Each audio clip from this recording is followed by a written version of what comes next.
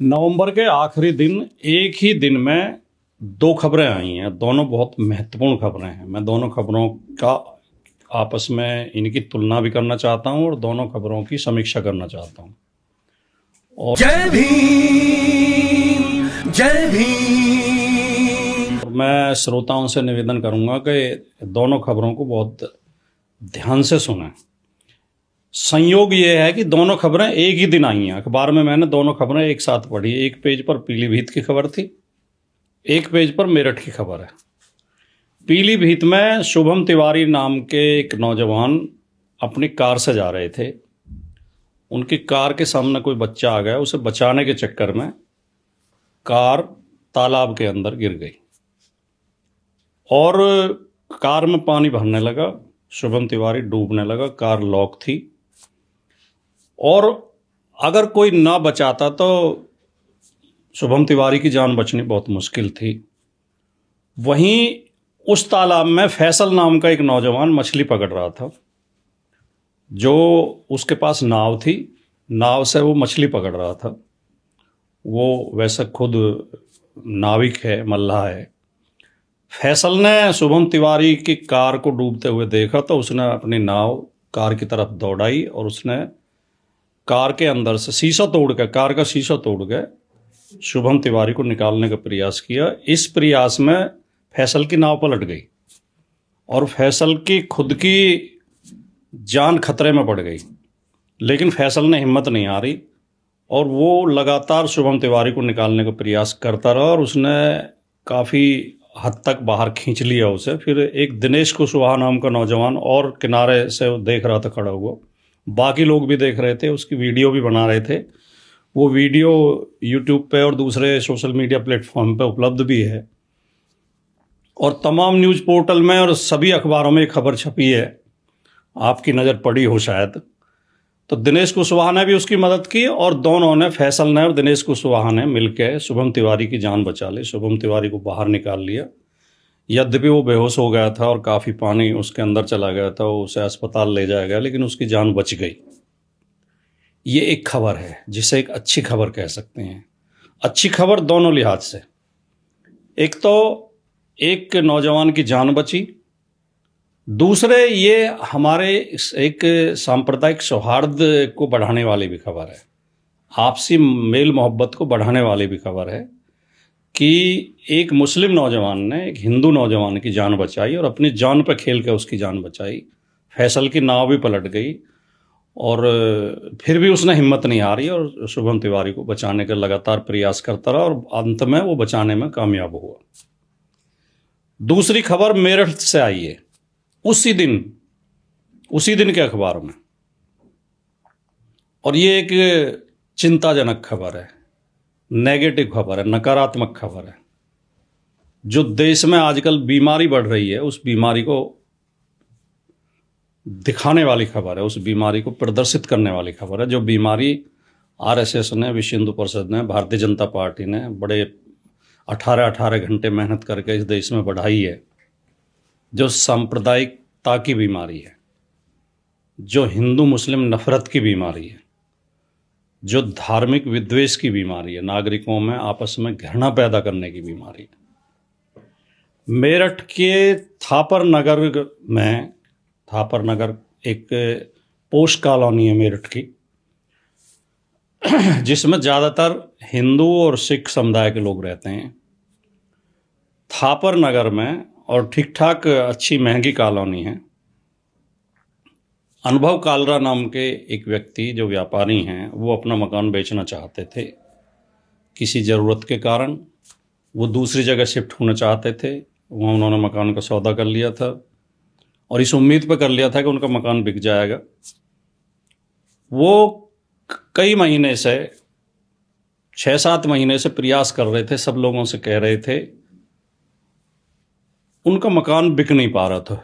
कोई अच्छे दाम देने को तैयार नहीं था। कोई ग्राहक आता भी था तो कम कीमत लगाता था और अनुभव कालरा बहुत परेशान थे। उनका मकान शहीद अहमद ने खरीद लिया। शहीद अहमद ने 1 करोड़ 46 लाख रुपए में अनुभव कालरा का मकान खरीद लिया और सईद अहमद और अनुभव कालरा दोनों आपस में परिचित, पहले से ही परिचित हैं। सईद अहमद और अनुभव कालरा दोनों के पिताजी एक प्राइवेट कारखाने में काम करते थे और दोनों आपस में मित्र थे और दोनों ही बीजेपी से जुड़े हुए थे, दोनों बीजेपी के सदस्य थे। अनुभव कालरा के पिताजी भी और सईद अहमद के पिताजी भी। और दोनों ही व्यापार, बाद में व्यापार करने लगे, दूध के व्यापार से जुड़े हुए हैं। तो सईद अहमद ने 1,46,00,000 रुपए में अनुभव कालरा का मकान खरीद लिया, पूरी पेमेंट कर दी। अनुभव कालरा बहुत प्रसन्न थे और सईद अहमद भी प्रसन्न थे। सईद अहमद इसलिए प्रसन्न थे कि उनके व्यापार के दृष्टिकोण से, व्यापारिक दृष्टिकोण से वो मकान उनके लिए बहुत उपयोगी था। इसके आसपास ही उनका दूध का उद्योग था और उनके जो कस्टमर कुछ अनुभव कालरा के भी, क्योंकि वो भी दूध का व्यापार करते थे, जो जुड़े हुए थे, तो उन्हें लग रहा था कि ये सारे कस्टमर भी हमें मिल जाएंगे, क्योंकि अनुभव कालरा तो यहाँ से छोड़ के अब जा रहे हैं दूसरी जगह, तो इस मकान से हमारा व्यापार भी बढ़ेगा। और अच्छी कॉलोनी में मकान मिल गए, पोश कॉलोनी में, कोई दिक्कत नहीं थी। बेचने वाला खुश, खरीदने वाला खुश, पेमेंट हो गई, रजिस्ट्री हो गई मकान की। अब जैसे ही वहाँ जो है हिंदू धर्म के ठेकेदारों को पता चला, जिसमें भारतीय जनता पार्टी, विश्व हिंदू परिषद, बजरंग दल के संगठन के लोग, इन लोगों ने जाके उस मकान के सामने बैठ के हनुमान चालीसा का पाठ शुरू कर दिया।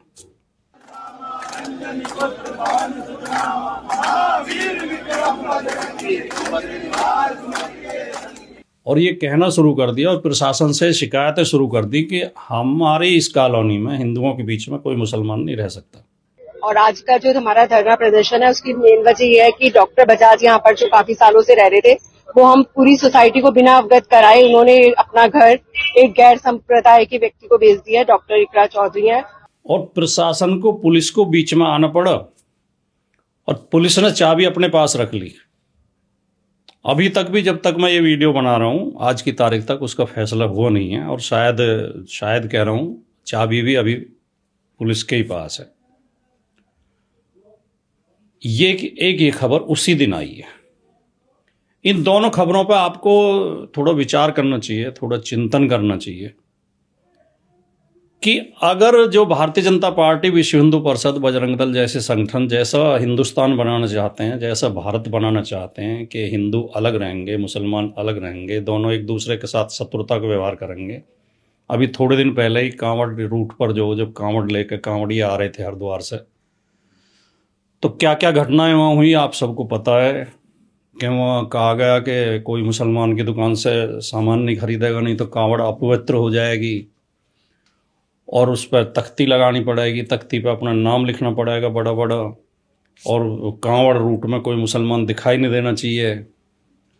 अगर इनकी योजना चल जाए और इनकी नफरत चल जाए और ये अपने इस विभाजन में कामयाब हो जाएं, तो फिर तो ये जो पीलीभीत में फैसल ने शुभम तिवारी की जान बचाई है, फिर कोई मुसलमान क्यों किसी हिंदू की जान बचाएगा, या कोई हिंदू क्यों किसी मुसलमान की जान बचाएगा। मैं ये नहीं कह रहा कि मुसलमान ने हिंदू की जान बचाई है।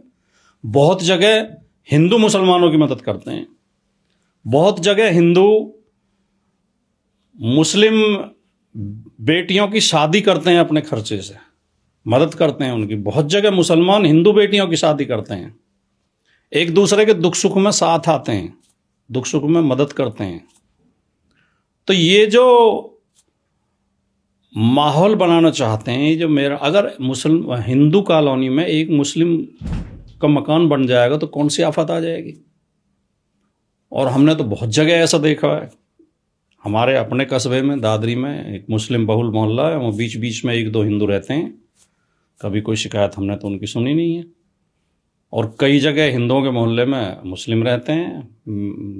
हमारे यहाँ तो कम से कम मैंने तो अपने कस्बे में देखा है, गुजर कॉलोनी है, वहाँ ज़्यादातर हिंदू रहते हैं, बीच में 2 मकान मुसलमानों के भी हैं, मुस्लिम रहते हैं उनमें, मुस्लिम परिवार। तो ये जो इस तरह का भारत बनाना चाहते हैं, इस पर हम सबको चिंता होनी चाहिए और हम सबको इस चीज़ से सीख लेनी चाहिए कि ऐसा नहीं है कि कोई धर्म पूरी तरह खराब है या कोई जाति पूरी तरह खराब है। हर धर्म में अच्छे लोग होते हैं, फैसल किसी भी धर्म में हो सकता है जो शुभम तिवारी की जान बचाने के लिए अपनी जान पर खेल जाए। और हिंदुओं में भी ऐसे बहुत भाई हैं जो मुसलमानों के लिए खतरा मोल लेने को तैयार हैं।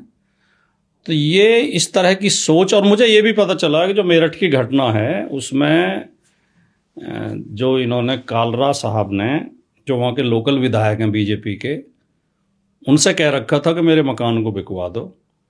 तो विधायक जी उसमें कमीशन चाह रहे थे, और मकान क्योंकि इन्होंने सीधे बेच दिया शहीद अहमद को, तो विधायक जी को कमीशन नहीं मिला। तो विधायक जी इसलिए नाराज थे, और विधायक ने ही इन्हें भड़काया, जो हिंदू संगठन आए और जिन्होंने हनुमान चालीसा शुरू कर दी, वो विधायक के भड़काव उकसाने पे ही आए। और हनुमान चालीसा क्या इसलिए है?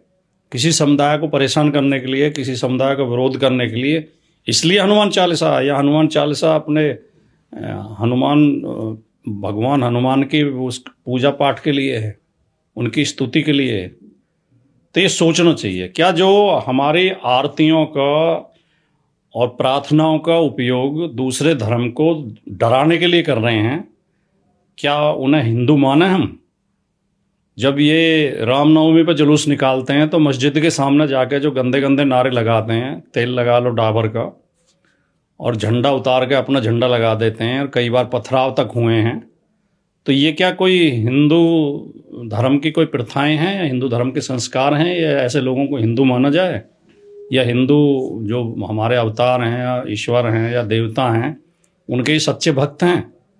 ये बात हर किसी व्यक्ति को सोचनी चाहिए, और इस देश को एक भाईचारे का और मेल मोहब्बत का देश बनाओ, ताकि सब मिलजुल कर रहें। नमस्कार, जय हिंद।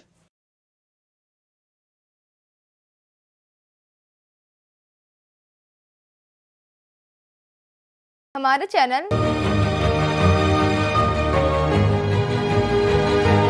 लाइक, शेयर, सब्सक्राइब देखना मत भूलिएगा। जय भीम, जय भारत, जय संविधान, नमो बुद्धाय। धन्यवाद। चैनल आर्थिक समस्या से गुजर रहा है।